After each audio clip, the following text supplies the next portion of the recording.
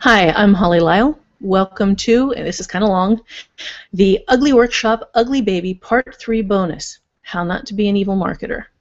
I've got a number of things that we're going to run through first, just to make sure that everybody can find their way around. I'm going to take some questions at the end of this. I have the question and answer app set up in the right sidebar. And if you can use this, please do, because it's much easier for me to find your questions. If you can't, then I also have chat open, and I will be following that. If you have any problems with using that, if you are going to use chat to ask questions, because there's going to be conversation going on at the same time, when you create a question, put it in all caps, and that way, when I start scrolling down, I'll be able to tell the questions from the conversations, and it'll be a little easier for me to do this. I see folks coming in. Hi. We have a lot of folks who are already here, and we've got a lot more who are probably going to be showing up as we do this. So let me get started. If I have over in the pop-ins, a little pop-in for you that says join the site and the Ugly Baby Challenge for free. I know most of you are already members. I know a lot of you are also already doing the Ugly Workshop, or Ugly Baby. But if you are just here and want to see what this is about, Ugly Baby is a free challenge. The membership is free, and the objective is for you to start making money on your fiction within a year. I have a number of resources set up to help you do this. There is a work group forum with discussion and questions and answers. I've got several other videos, and this is going to be one of them. There are worksheets. There are a lot of different things to help you get started and to understand what you need to do to start selling your work. This is primarily geared for indie publishers, but it will also help you, this one especially, with marketing your work, even if you're working with a commercial publisher. Also, if you click on the polls tab in your sidebar, you'll see that I have a poll for you. Please go ahead and answer this. The question is, what keeps you from marketing your work? And the possible answers are: publishers should do this, marketing seems sleazy to me, I hate asking people for money, I don't know how, and I do market my work, I'm just looking for some tips. And if you have an other, you can ask that as a question. Okay, and I need to take a little sip here, and there we go. That's better. Now I'm going to take a moment to show folks who are not members how to find the Ugly Workshop. So if you are a member, please be patient and bear with me. This won't take long. It won't take long if I can get my screen to slide. Okay. All right, there we go. Screen share.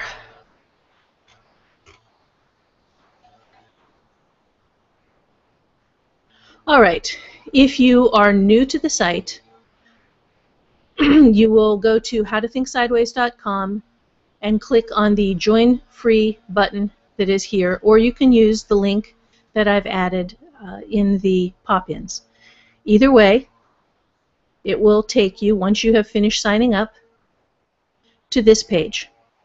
This is the Classroom Hub. Everything starts here, including the Ugly Baby Workshop and the Ugly Workshop. Ugly Workshop is for people who purchased PLF last year through my affiliate link. Ugly Baby is for everybody, and you have it automatically. Okay, so I've got a question that says the poll and the pop-ups in the chat room don't show up. So let me, well, that's inconvenient. Let me see.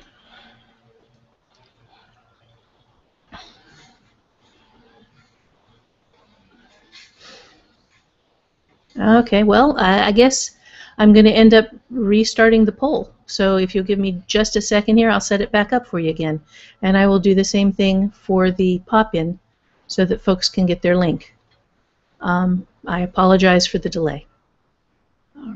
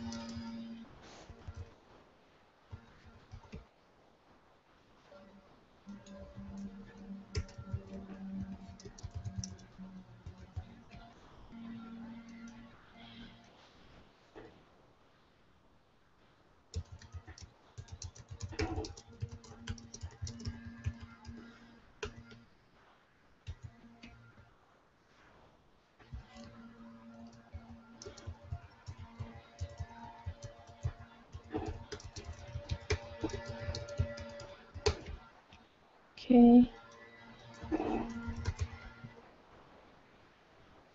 Okay, and start the poll. Okay, please let me know if the poll is showing up now. I will check in chat. Okay, and it'll take about a minute, I guess, before answers start showing up, but just type and let me know if it's there. In the meantime, I'm going to go ahead and reset the pop-in.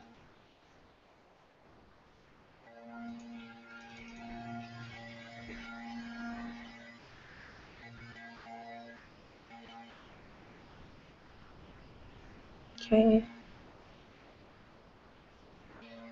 Okay, now, maybe with luck, the pop-in is also showing up now.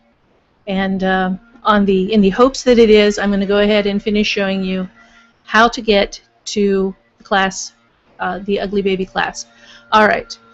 If you see the page here, when you go down the workshops column, it's the third column, to the Ugly Baby home, click Ugly Baby. And when you click, you'll see Ugly Baby Home, the Ugly Baby Free Forum, the Workshop 1 First Quarter Plan with the forum, the Workshop 2, How to Get Your Writing to Feed You, the Workshop 3, the Never Ending Launch, and Workshop Ugly Baby, How Not to Be an Evil Marketer. And that brings us to where we are today. Okay. If you don't have the pop-ins or polls, I guess somebody did have them. All right. I'm just going to show the folks who are new here, and we will hope that you can find your way to the classroom by going to howtothinksideways.com and then signing in to the Join for Free Now, and then following my instructions here. This will be saved. It will be available for you again later. You'll be able to find it on YouTube, so if you missed anything, okay, good. Somebody says yes, they're both showing now. Okay, in that case, we're going to move on. And if you're getting some background noise, I apologize. People are mowing the lawn next door. So their timing is awesome. Okay, let me see.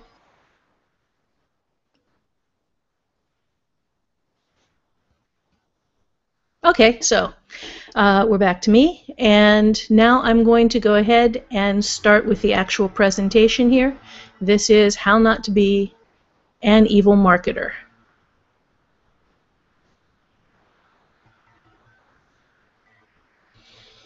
All right, and this is where you find out why this is called the Ugly Baby and the Ugly Workshop, is because I throw together some quick drawings rather than setting up a fancy presentation slideshow to do this.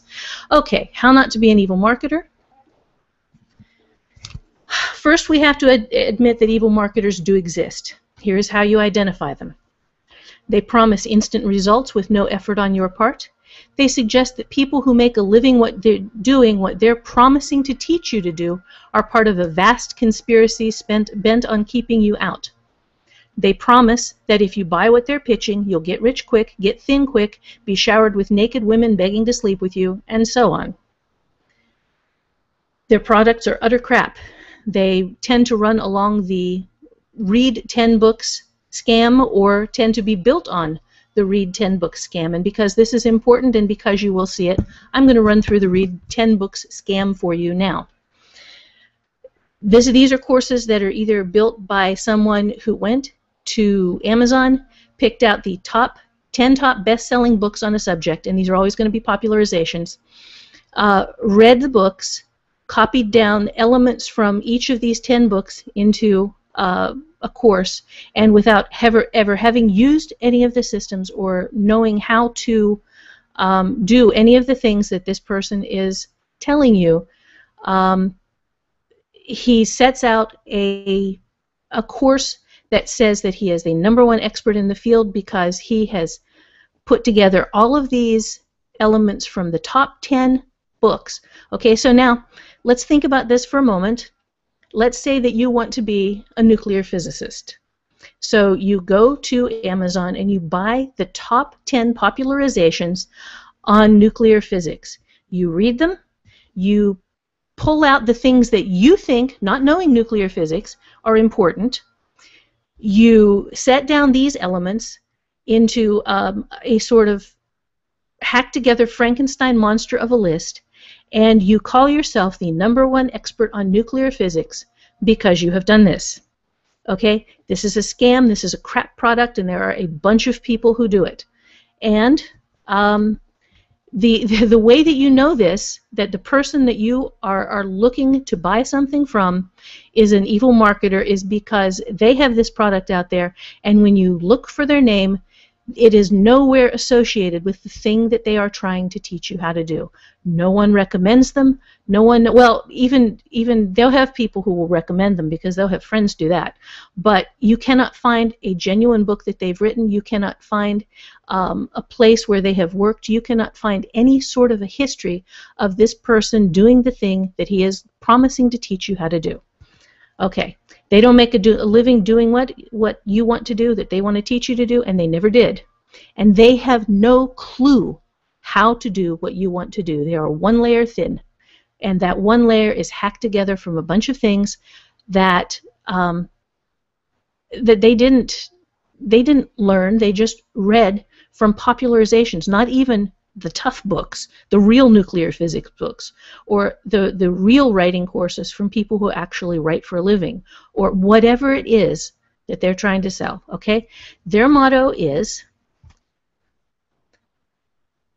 there's a sucker born every minute, and I want my share. Okay, but the problem with evil marketers for you as a person who wants to market your fiction is that evil marketers breed the type 1 advertising hater. Okay? There is a type 2 advertising hater that we'll get to in a minute, but the type 1 advertising hater has been burned by an evil marketer or personally knows someone who has. The type 1 advertising hater distrusts any commercial advertising. He trusts word of mouth from people he knows.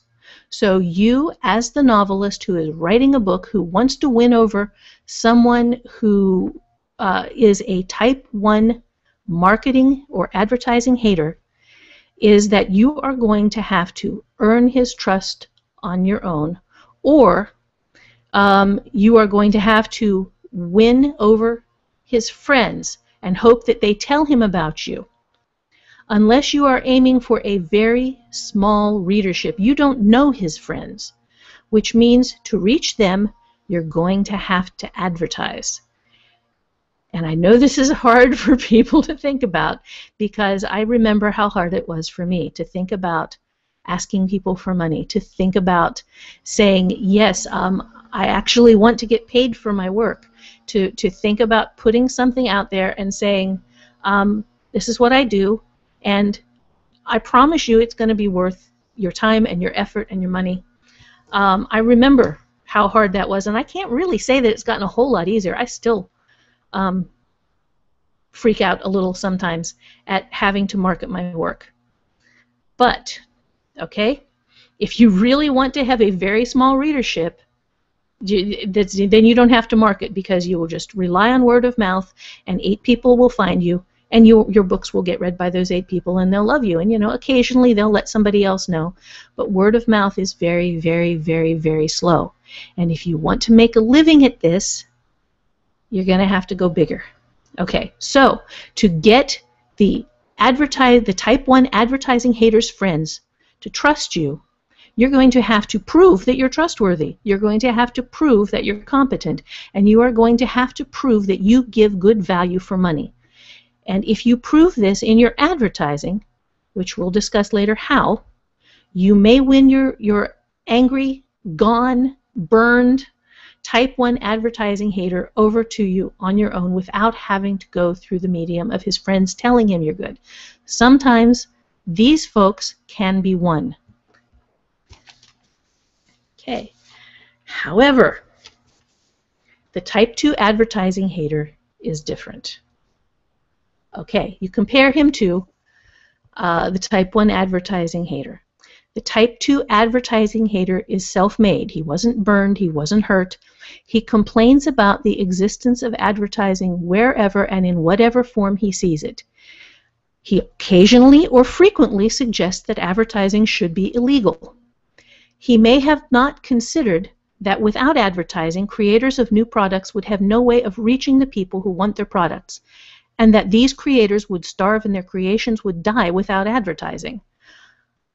And for a lot of very young people who think that the world would be a great place if everyone just worked for free and gave away everything that they did, and that somehow people could survive by doing this, this is excusable. In an adult, it's not.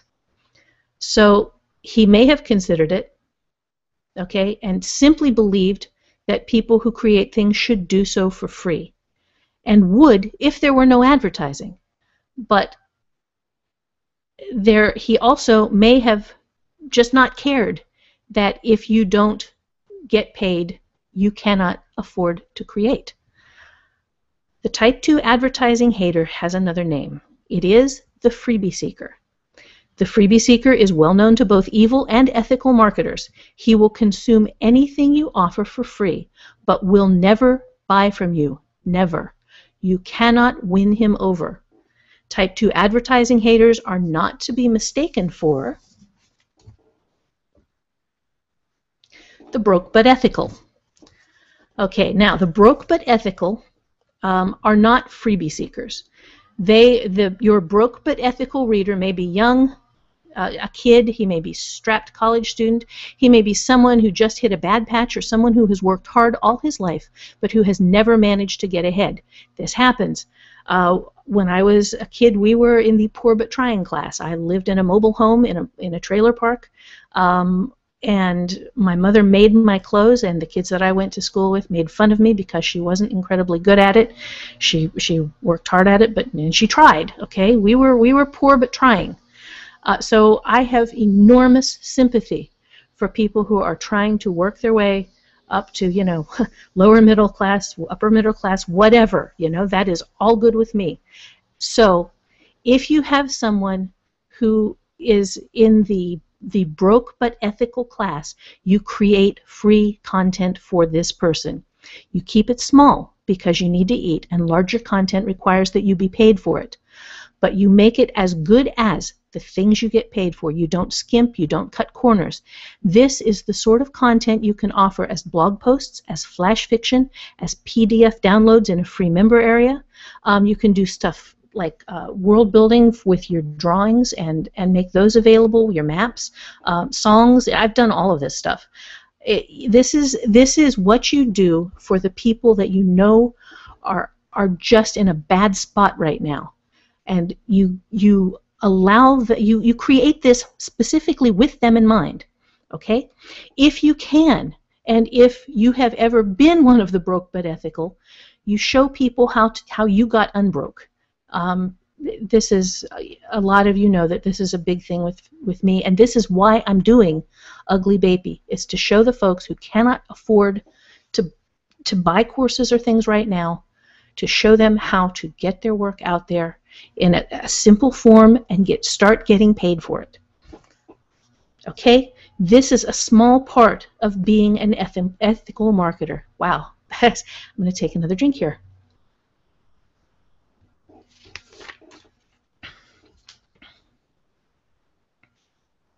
So, how do you become an ethical marketer?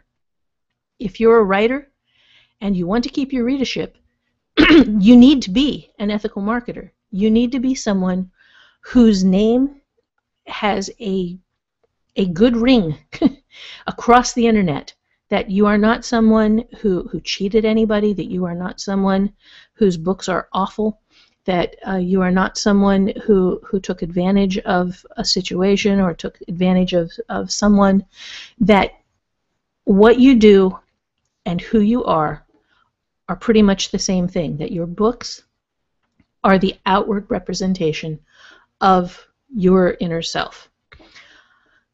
To do this, do you have to advertise? Well, it depends. If you want to have the people who will love your books find them, yes, you must advertise. Do you have to use scummy evil marketer hard sell tactics to do this? No. Your objective as an evil marketer, I'm sorry, your objective as an ethical marketer is to earn the trust of your potential readers, both the folks who don't mind advertising and the type 1 advertising haters. And to do this while not picking up too many of the freebie seekers who are high maintenance, no yield, and tend to get very nasty if they ask you a question and your answer includes a link to the paid product you created that answers their question. So, how do you advertise ethically?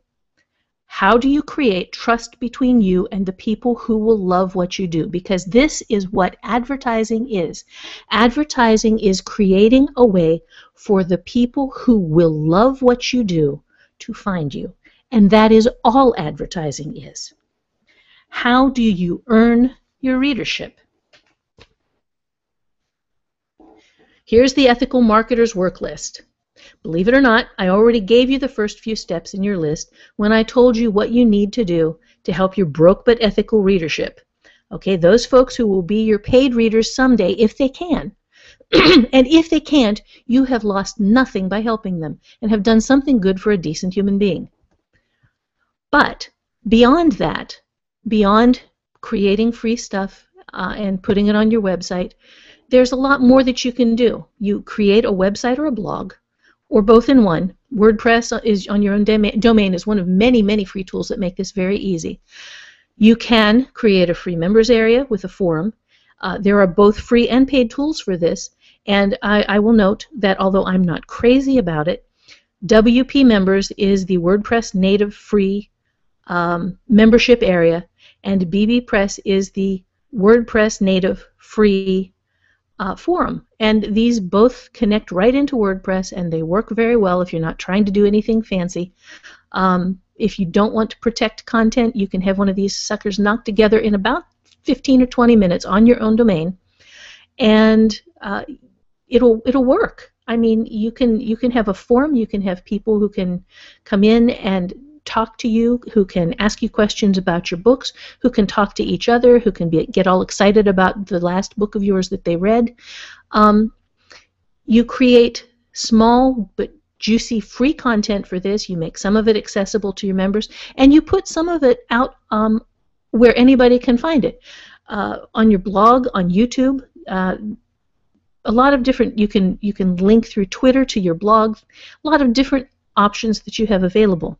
I recommend keeping downloads available only to free members, and there is a reason for this, and it is that downloads cost you money. Every person who downloads a file, if it's largish or even if it isn't, it costs you a certain amount of money in bandwidth, and you are the person who's going to have to pay for this. So free is never really free. Free is free for the people that you made it for, but it costs you. So you have to be very careful not to overwhelm your site with free stuff that starts making the site more expensive than you can maintain. Once you have folks who are consuming your content and who are excited about what you're doing, you want to invite them to join a mailing list. And mailing lists are very important for reaching your readers, because without it, you're not able to launch a book. You are just kind of hoping that someone will come along and find it. With a mailing list, you can let people know, hey, I've got this thing going on. The new book is available. I've got something cool that I am giving away on my site that you can also get at the same time that goes with it, a map of the book or a world-building background or something. And you can let people know without being scummy about it that your next thing is available. There are some other tools you're going to need. Advertising free stuff is just a start, and all of the free stuff that you're doing is advertising, every single bit of it.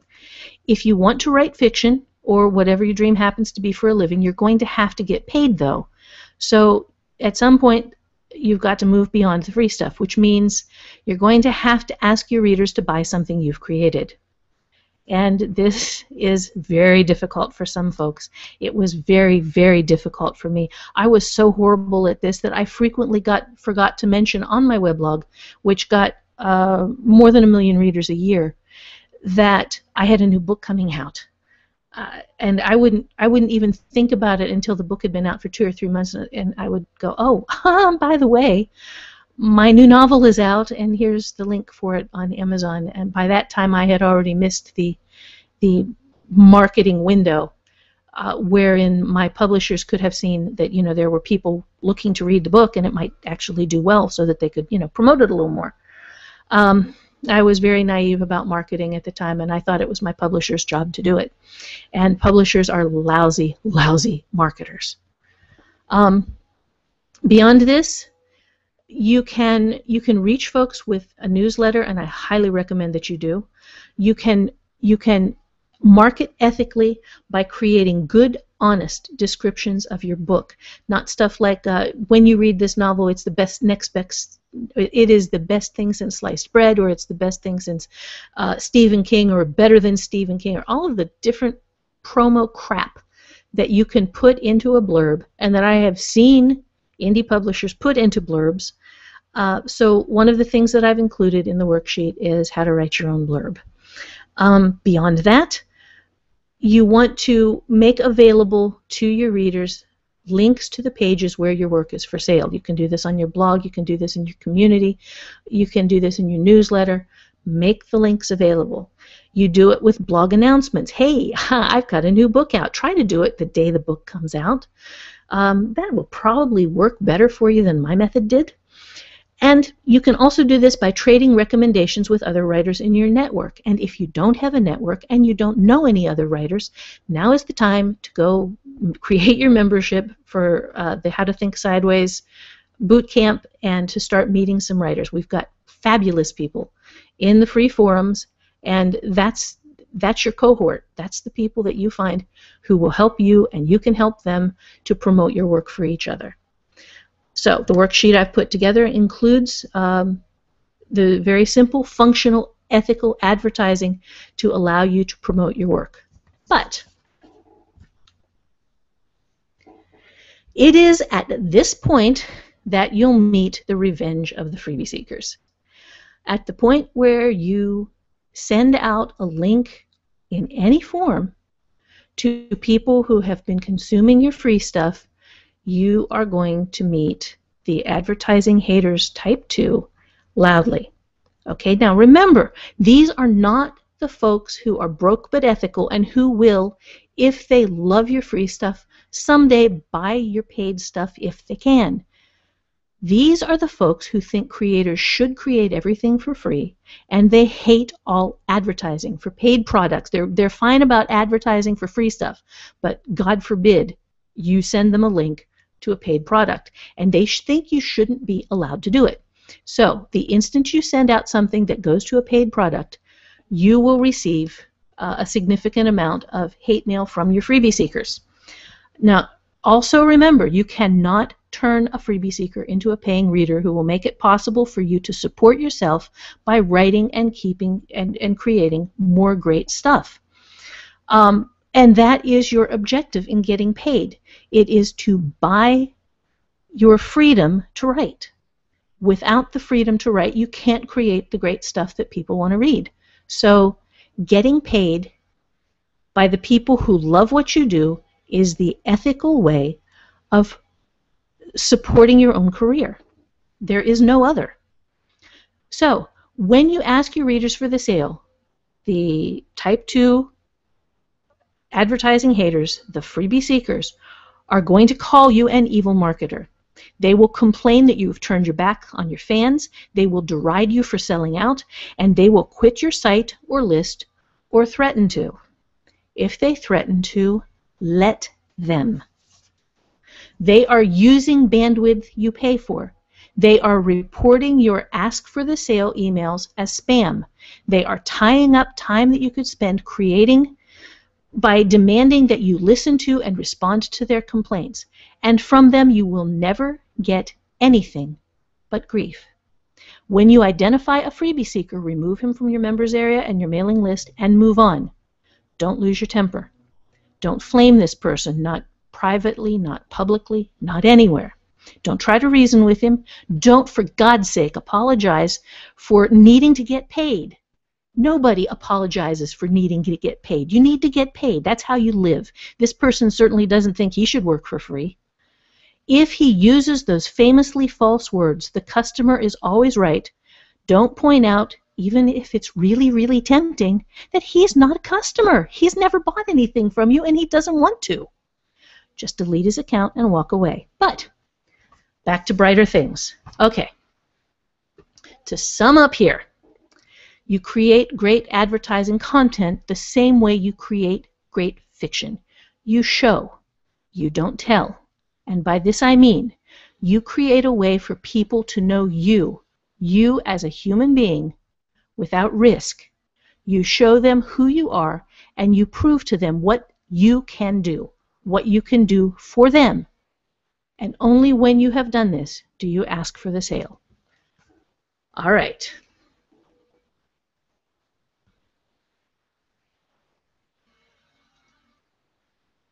So now we're back to me, and I'm going to go ahead and start looking for some questions here. If you have any, okay, I'm checking in chat because I do not see any questions in the main area.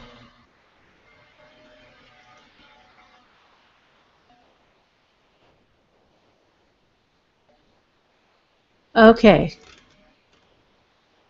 Okay. Okay, Lauren Thompson asks, these are also the people who will run your haters website. Yes, that's the ones who will set up the I Hate Holly Lisle site, or the I Hate Lauren Thompson site, or the I Hate whatever your name is site. Yes, that's these folks.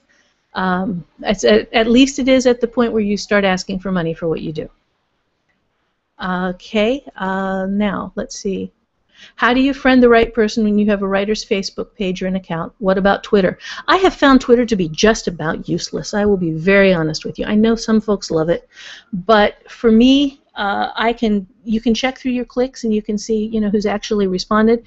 And I only get, for any book that I put out there, a couple of clicks from Twitter for the hundreds that I'll get from my own mailing list, and the dozens that I'll get from my blog. In order of what works, you want to look at your mailing list first. I know people think email is old-fashioned, but email is the single most effective way that you can reach the people who actually want to hear from you. And your objective is to only reach the people who actively want to hear from you. So you're not going to be looking to make your list huge. You're going to be making your list targeted. Just the people who love what you do and nobody else. Okay. Okay, skimming through here. Oh, so that was that question, which has now been answered.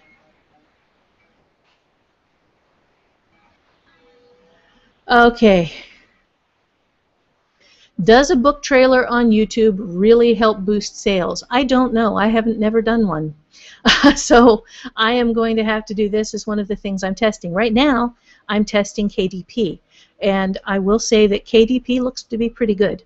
KDP, for those of you who don't know, I'm sorry, is Kindle Direct Publishing, and it's their special little program where if you don't sell your book anywhere else, you can sell it in KDP, and it gets a little bit of promotion sometimes. All right. I'm sorry. I'm really thirsty right now.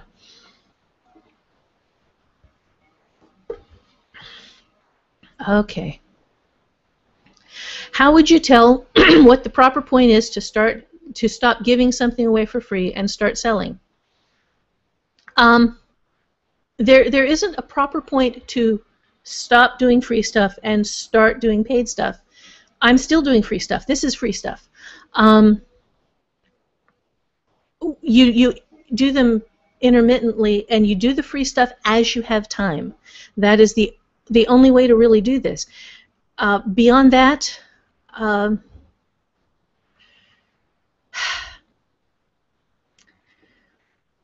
You want to have some good reviews on something free. You want to have, and now these don't have to be reviews on Amazon. You don't have to put up something free on Amazon. And I kind of recommend that you don't, because Amazon freebies are starting to get a very bad name. But something free that you give away on your site, ask folks, hey, you know, would you give me a quote for this? Would you recommend this? When you have some good quotes, then put whatever you created up for free on Amazon as an inexpensive paid product. You have to pull it from free when you do this, or else you're out of your terms of service with Amazon. But think of it as growing your list, as growing your readership. You create a free thing, you give it away to those people that are close to you, that are active on your site, and then you take it down and you turn it into a paid product once you've made it flawless, or as close to flawless as you can get it. And then you create another free thing and then get some comments on that. And do that maybe 3 or 4 times. And once you've done that, move on to doing paid stuff and then just creating something free for your blog as interesting content. Flash fiction is really, truly great for this. I have a couple of little stories that I wrote years back that I put up as freebie stories on my site, and they're still there. They stay there. I could publish them, but I'm not going to, because they give people, the broke but ethical, an opportunity to read my work without having to pay for it, without stealing it, or it's just there, and I want to be able to do that. Okay, the biggest question I've got is how to figure out a budget for marketing. Oh, this one is done. Okay, I don't have enough experience to know how to plan for this. The primary marketing you need to focus on to begin with is building a mailing list. And once you have people to talk to that you can reach when you actually want to talk to them, and who will be happy to hear from you with what you want to say, then you can look at other forms of marketing. But the place to start is with a weblog and some nice free content, and your mailing list. And a mailing list you can get, depending on how many people you've got, for $15-20 a month, and it's worth it. It's worth it because it allows you to start building a conversation with the people who like your work, with people that you're going to get to know. I answer as many letters as I can from my mailing lists. Sometimes I just get absolutely buried and I can't answer things for a month. But when I can, I answer as many emails as possible, because I want to know who's on my mailing list. I want to know them as people, not as just this sort of vast, amorphous blank that you shoot advertising out to.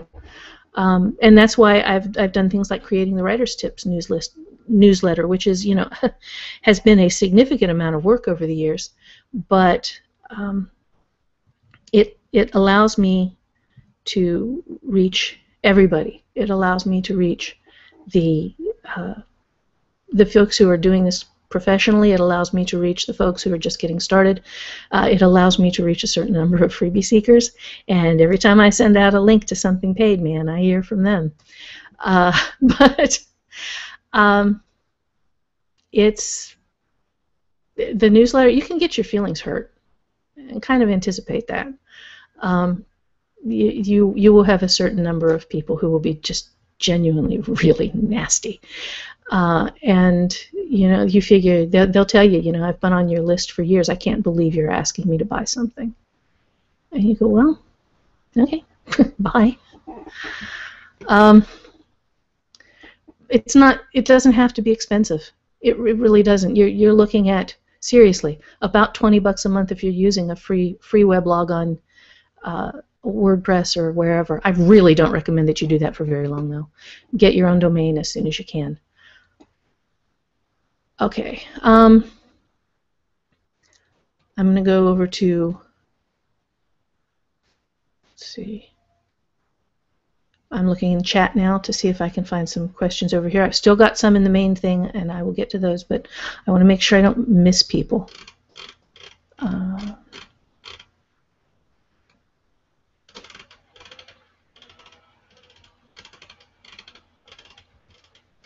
Okay.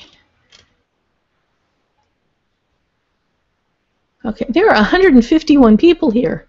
Wow. Okay, I did not realize that. I was looking through how much chat there is, and I didn't realize that we had quite so many folks. Okay. Okay, I am not finding a lot of questions right now. Well, I haven't found any yet. Question, okay. How do you build a mailing list? You have a website, you put up a little form on it, and you start creating content for your mailing list. You make it something interesting to your market.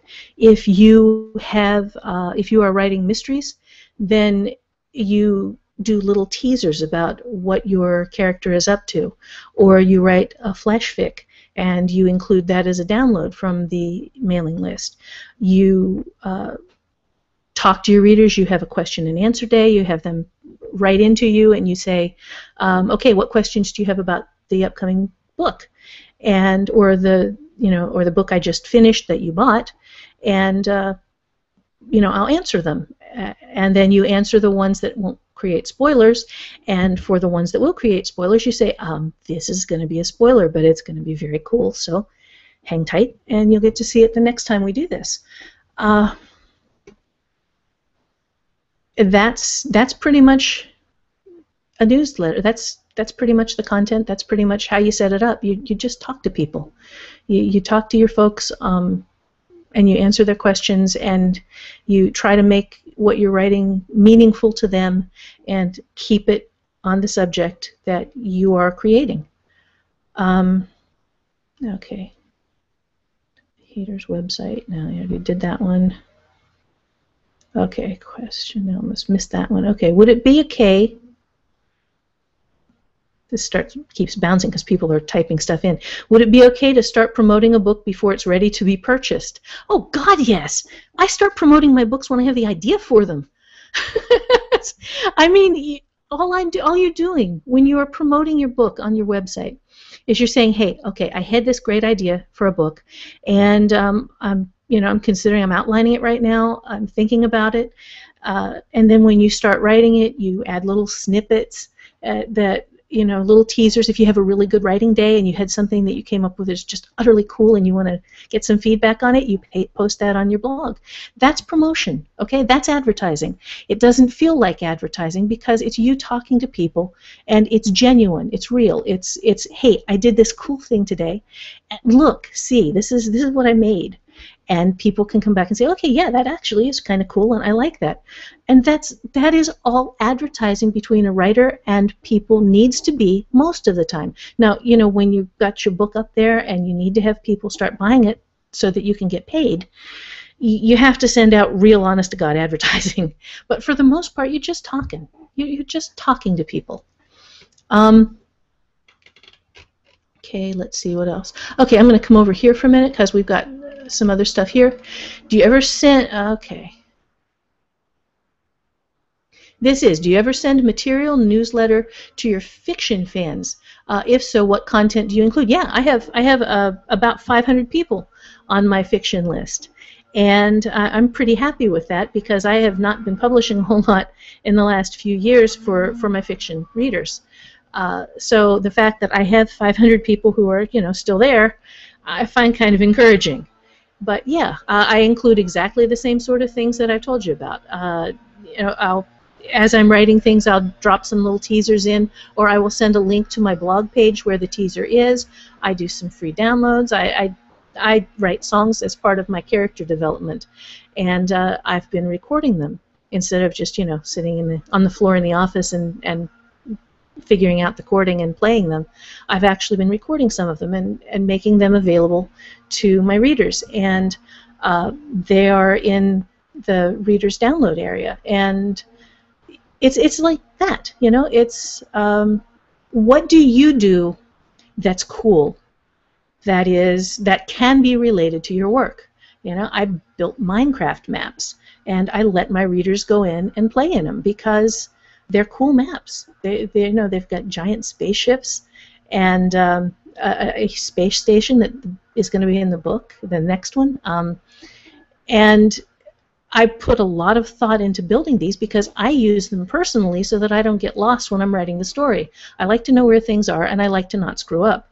And Minecraft maps, you know, 3D worlds that are full size that I can walk around inside of and see where everything is, that is just ungodly useful for a writer. So, but then it's cool. So if you have people who like Minecraft and who want to play around in your world a little bit, you package that up and you make that available too. What do you do that's cool? What do you do that somebody else is going to like and that you can create as something else, something that you can just give away? Because I'm not going to sell my songs. I'm not going to, you can't sell your Minecraft maps, but you still make them. You still make your hand-drawn maps. You still make the character biographies. Maybe you draw out sketches of costumes or whatever. What do you do that's cool? And that's what goes in your newsletter, and that's what goes on your website, and that's what connects you as a human being to the other human beings with whom you're talking. Okay.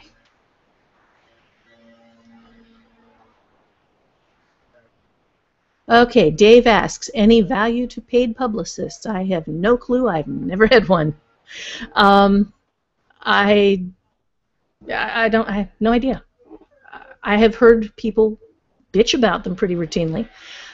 There are a lot of people who spend a bunch of money with them and don't get any results and are unhappy. I don't know of anybody who's been wildly successful using publicists, but then that's not the way I do things. I don't particularly care to have somebody else speak for me. I'd rather speak for myself. I really hope you're not getting too much of the lawn mowing noise outside. I apologize for that if you are. Okay. Averill also wants to know how to grow a mailing list. You keep creating content and you keep making it available, and you ask your readers if they know of somebody who they think would like your book or your work or whatever. You ask them, hey, well, you know, can you recommend this mailing list to a couple of friends? Send them a copy. I don't care, you know. This is stuff that I'm putting out there for you. If you like it, send it to a couple of friends. That would be great with me, and you have my permission to do so. Is it wise to publish only on KDP Select? Long term, no. No, absolutely not. You want to hit as many markets as you can. But for when you're doing a launch, the purpose of KDP, as far as I'm seeing it so far, is to allow you to gather some attention when the book first comes out. And I'm going to be leaving up what I've got for the 6 or 7 books that I'm doing for Longview. I'm going to have all of those in KDP, and they will probably stay there because they are a test of how valuable is KDP all by itself. What do my numbers for KDP look like compared to my other numbers? The only way you can find this out is if you test it. So I am testing it with that, with short works in a series, and then I will do what I have always done before with other things, which is put them on all the websites that I can, put them on my own site, and offer them in the multiple media, and I will compare. But right now I don't have the numbers to tell you. Okay. Okay. I've got Lawrence once. No, wait. Who was that? It's Kira or Kyra. I'm not sure how it's pronounced, but their question came up on pirates. Do you think it's worth it to send digital managed files? No, I don't use them. There's what you're doing when you're using DMC is you are setting up an inevitable situation where the people who have genuinely paid for your work are going to be locked out from it when standards change or when they change devices. And there are scumbags and there are decent people in the world, and it has been my experiences that there are a hell of a lot more decent people in the world than there are scumbags. So, let people know that this is how you make your living. Ask them please not to pirate, but don't be a jerk about it, and don't use DMC. Okay. Is a fiction reader market the same as a nonfiction reader market? No, God no. And part of the way that I really, really changed the direction of my life was by not understanding this, because I am a geek in no uncertain terms, and I love to figure out how to do things. So when I was writing fiction, I started dissecting how I was writing fiction. Just for the fun of it, just because it was interesting, and I wanted to figure out how I could get better at it. And I put all of this stuff up in articles on my website and neglected the books because, see, I thought it was the publisher's job to publish the books and then market them, and I thought the publisher had my back covered there, so I was just going to talk about writing because I thought it kicked ass, and it does. But the majority of my website traffic, and by majority I mean about 95%, is writers, which means that I have vast numbers of writers that I get to talk to, and this squeaking little percentage of people who are readers, because I never set my site up to attract readers. So if you want to teach writing, talk to writers, and if you want to write fiction, talk to readers, and don't confuse the two, because it worked out well for me. It worked out well for me because I am a geek, and because I genuinely love taking things apart and figuring out how to put them back together again. But it did hurt my fiction. It hurt my fiction sales, and it still kind of hurts my fiction sales. And I am having to build kind of a half of a new career in getting out there and trying to reach my readers again. And so that's one of the reasons why I am so interested in things like testing KDP and seeing how valuable that is. And why I have a separate readers mailing list. It's because the two groups do not meet. Writers want to learn how to build a house. Readers don't give a damn how to build a house. They just want to go and hang out in the house. Okay. Any advice for niche authors on expanding their audience? My novels will involve some content, for instance, and I know that's not for everyone. Well, you make your website about what your books are about.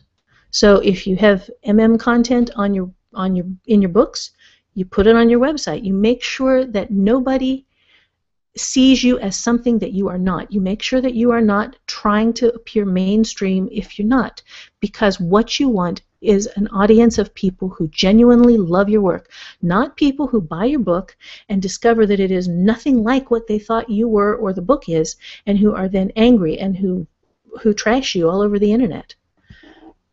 Okay. What impact, if any, does Amazon ranking have on sales? Lots, lots, and lots, and lots. If your ranking is high, people will find your book, and if your ranking is low, they won't. If your ranking is high, you're going to show up as a recommended on that little strip underneath, with other people bought this, or this is recommended for you. If your rankings are low, they won't. So it really matters, and it really matters to get started, to get your new books in a position where people can find them. And for that, I have to say, so far, having only used it for one very small book, that I am happy as hell with KDP. It is working very well for allowing people to find that book. And it's short, but it is just a test case. But it is an impressive test case. All right. Is it a good idea to opt for KDP Select or publish on all platforms? Start on KDP Select, and once your term runs up, If you are not just, getting wild and crazy sales, then spread out. Okay, what do we got here? What else?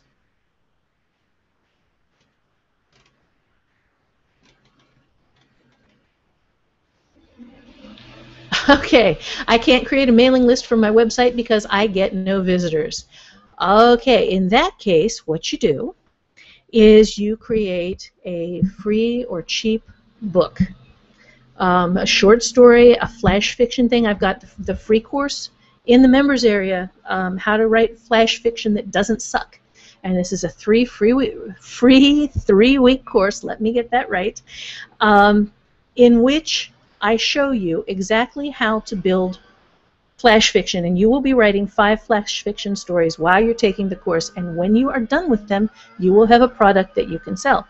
I recommend that you actually do the course twice and write 10 stories so that it will be in the word length that is comfortable for people to buy. But once you have that, you create your website, you set up a mailing list link on your website, and you send people from the back of the book to your website and your mailing list, and you say, here is this cool extra freebie, flash fiction story number 11 that you can download from my site when you sign up for my mailing list. And you will start getting people who come to your website, and you will start getting people who can find you, and that will start generating a little bit of traffic. Make your content good. Make your blog interesting. Make your web pages fun. Talk to your characters out loud on the website. This is one of those crazy things that writers do that readers have no idea about. And when you do it, and they can see you do it, they will be very interested in seeing how characters are created. This is fun stuff. And watching how writers make books is a lot more fun than watching how butchers make sausage. All right. I've got a second on a question. Right. What do you write about on your blog? Okay. You write about your characters. You write about your book ideas. You do little bits of flash fiction. You do snippets of the work that you got that day. You don't talk about it as writing. You talk about it to the folks that you hope will be reading the book, saying, hey, look, you ask your readers questions. You say, hey, well, you ask them to ask you questions, especially once you have a book up. You say, do you guys have any questions about this? Do you have any idea? Do you not? Never ask for ideas, okay? And I almost said that. Never ask for ideas from readers, because the only thing that will do is screw up your vision of what you're creating. But ask for a vision, or ask for questions about what your characters are doing. Say, hey, what do you want to know about this character or that character? What do you want to know about the world that I built? What do you want to know about what happens next? And let them tell you. And from that, you will get actual usable things that you can then write about. And you also are developing a communication and a bond with the people who are reading what you've already written. Okay. Can you put those little teasers on your Facebook? I don't use Facebook. You probably can. I think, why not? I think that would be a great way to bring people back to your actual website. But I do recommend that you have a website, because I have my own little horror story about Facebook, which I used, and I had built up over 1,000 followers on it, and I, was talking to them regularly, and then these hackers, I think they were German, but they might have been from Russia. I'm not sure. Anyway, it was a whole bunch of people who got hit, and they uploaded porn to all of the pages that they hacked, and the porn went out to all the readers. And that day, in spite of the fact that I'd been spending about $400 a month at the time advertising on Facebook, which I also don't recommend, my account was locked, and I explained what happened to the faceless entity that is Facebook. And when they unlocked the account for me, but every single person who had been in there. All of the people who had friended me were gone, and my business, the element of my business that was there, ceased to exist. And because you do not own Facebook, you cannot control what happens on that site. You can't fix it if anything goes wrong. You can't get back the people that you lost. You don't have the mailing list. You don't own those connections. You are simply borrowing them. And the folks at Facebook can take them away at any minute for any reason. So don't make that your business platform. Use it, but use it to send people to your home site. Okay. How often do you suggest posting to a website before you hit diminishing returns? 1 or 2 or 3 times per week? Ideally, when I was just getting started and I was writing in my blog as I was writing my fiction, I was posting 2 or 3 times a day, generally within an hour or 2 of each other. As I got my words, as I came up with a new idea, I just post it. And I got a surprising number of followers from that very weird form of blogging. But I'd post snippets as I was writing. I'd ask people questions, and the few readers that I had at that time would answer and come back, and we would get to talking not after. Now again, I did this while I was working, but while I was working I was just posting really small snippets. If you go all the way back to the very first year of my blog, which is still there, you can see what I was doing. And that really worked for me. Now, ideally, I would be posting a couple of times a week. I am just still mired in website development for the How to Think Sideways site.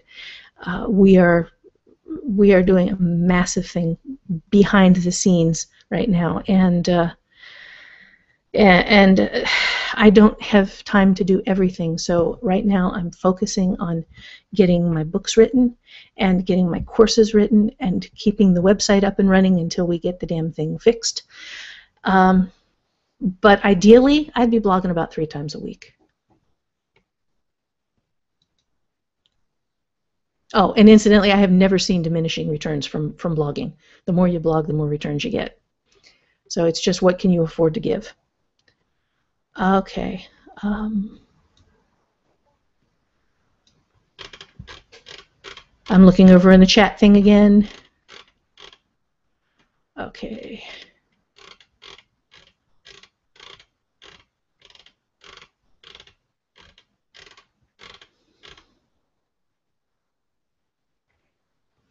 Okay, here's something nice from Kevin. He says, point of view, I send short stories to a webzine for free.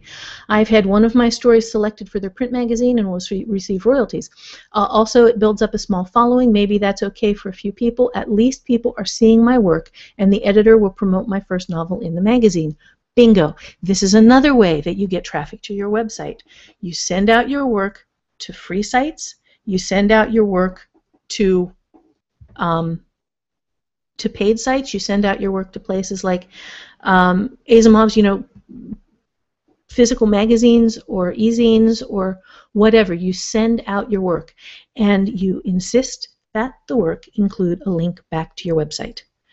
And some people will follow it, some won't, but the better you are and the cooler your stories are, and then the cooler your website when they get to you, the funnier you are, or the more you are, whoever you are. If you're a curmudgeon, be a curmudgeon, but be a big curmudgeon.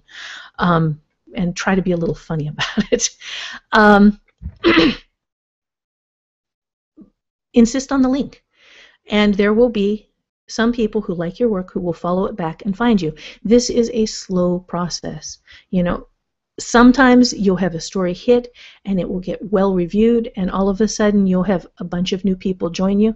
You'll see it sort of like the mouse in the snake, where you can see it kind of working its way down, and then there's an empty space, and then you'll see another big bulge, and then there's an empty space. But it's slow. It is slow, and it takes work. It took me 13 or 14 years to get up to 1 million visitors a year on my site. Around there. And And I don't have a million readers. You know, not even close. But yeah, I have a lot. I don't have a million writers either. I have a million visitors per year. Um, I have about 10,000 core writers and about 500 core readers. Okay, let's see. Should you have more than one website? I really don't recommend it. Keep everything in one place. Let people find everything you've got to offer. Even if you are writing in multiple genres.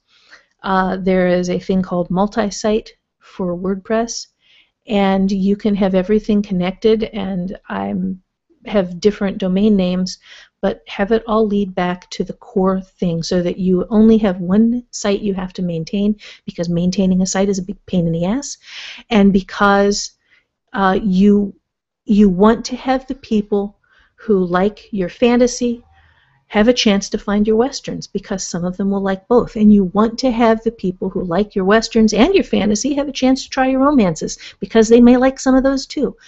Make yourself available with one name in one place all the time so that people can find you. Okay. I don't use keywords on Amazon. I've got somebody who says, is there any advice on how to pick the right keywords? Well, I use them, but I have no idea how they affect sales. I have not been able to draw any sort of connection between the use of keywords and how my stuff sells. So I cannot say, okay, this is the way to do this, because I don't know. I'm guessing in the dark, just like most everybody else. If somebody does know, let me know, because I would really like to know what I'm supposed to be doing with those things. Okay, let's see. Here we go. I was one of those broke writers, and okay, I'm one of those broke. Here let me put this in here. I'm one of those broke writers, and I was really excited to get Jeff Walker's free book. Is there any chance of something like Ugly Baby adapting his book for authors rather than his PLF? Well, I still have to get my copy. I bought a copy the same day everybody else did. So, see what I'm doing. What you're looking at here is, what do I have extra to bring to that? And I'm already doing that with the Ugly Workshop, and I don't know that I can do that with Ugly Baby. I'll have to see. I'll have to see what's in the book before I can guess whether it's something that I could adapt.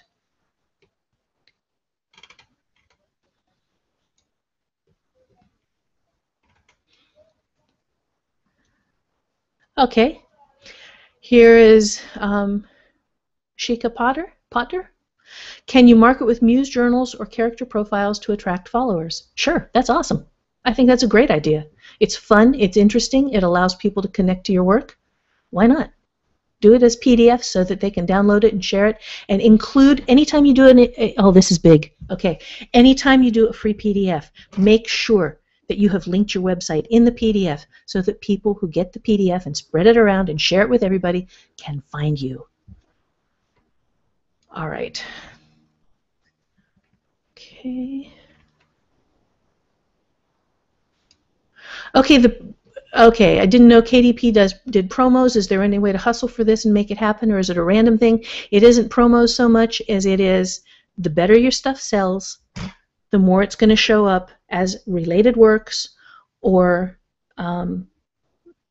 suggested for you, or in the emails that you get from Amazon, if you get them, that say, hey, you know, this new book came out and we think you'd like it because you bought this book. Apparently, I had Margaret, who used to run the site for me, said that she got one that had one of my, I think it was War Paint, because she had previously purchased Hunting the Corrigan's Blood. She got a notification when War Paint came out that it was available. And now War Paint wasn't KDP, but the more traffic you get to that book in the early stages, and the more chance that you have to get some good, legitimate reviews, which is, and I'm going to define legitimate review for you, it's something that you do not ever touch with your sticky fingers. A legitimate review is created by someone else, and you can ask people who have purchased your book. In the back of the book, if you liked it, please review it on Amazon. But I have read a number of things that say, oh, create 5 or 6 accounts on Amazon and write your own reviews for the first 5 or 6 books, because those are the only ones people read anyway. And that is the scam artist way of doing something. It's crap. It is utter crap. Don't do it. Don't ever write your own reviews. Okay, but anyway, that's KDP promos. Okay. Yeah, no, the chat links they disappear. I'm sorry about that. So if you want the chat links, grab them now, because I have already run over my hour, and I have to pay for the transcription. And transcription is a little expensive, and the longer I run over an hour, the longer this goes. The more expensive it gets. So let's see.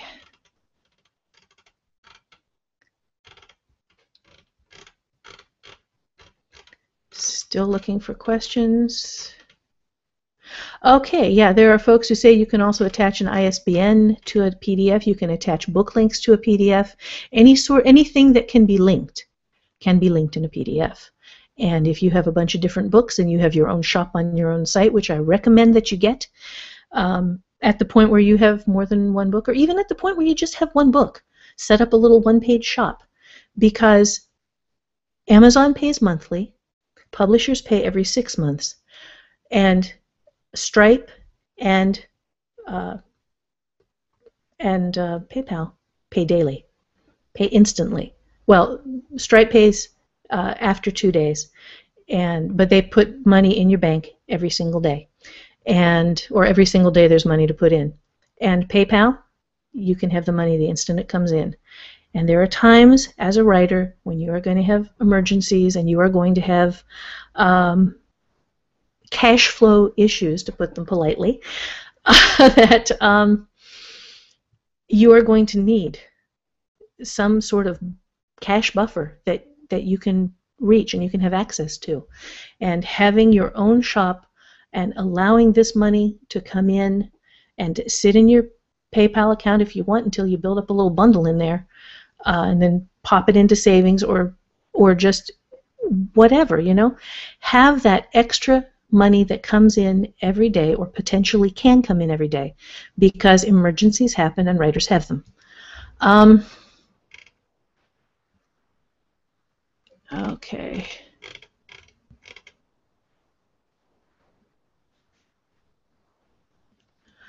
Okay, what would you say is the very best marketing tool is to write the best book that you can? Or would you say that the very best marketing tool is to write the best book that you can? Sadly, no, because if you have read the bestsellers, you will see that some of them are just atrocious. And I will not name names because I don't think that's appropriate, but you've read them, I've read them, and no, writing a good book is nowhere near what you need to do to market your work. The best marketing that you can do is to talk to your readers and get a mailing list. And then make sure that you write a damn good book to give them something to talk about. But no, counting on writing a good book, millions of good books have perished in just complete and utter desolation, because you can be wonderful and nobody can find you.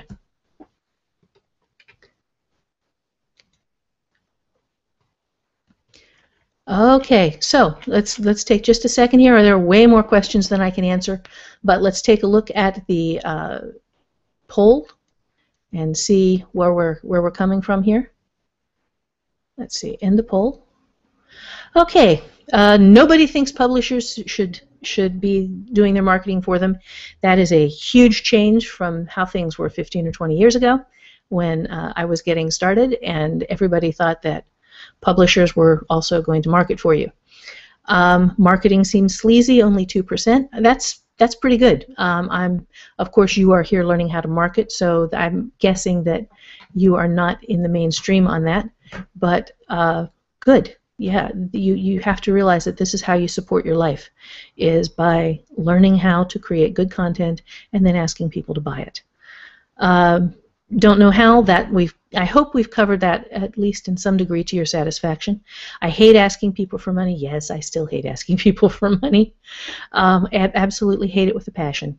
And 41% of people are already marketing and we're looking for tips, and 8% were other. And I hope if you were other, that I had a chance to get your questions.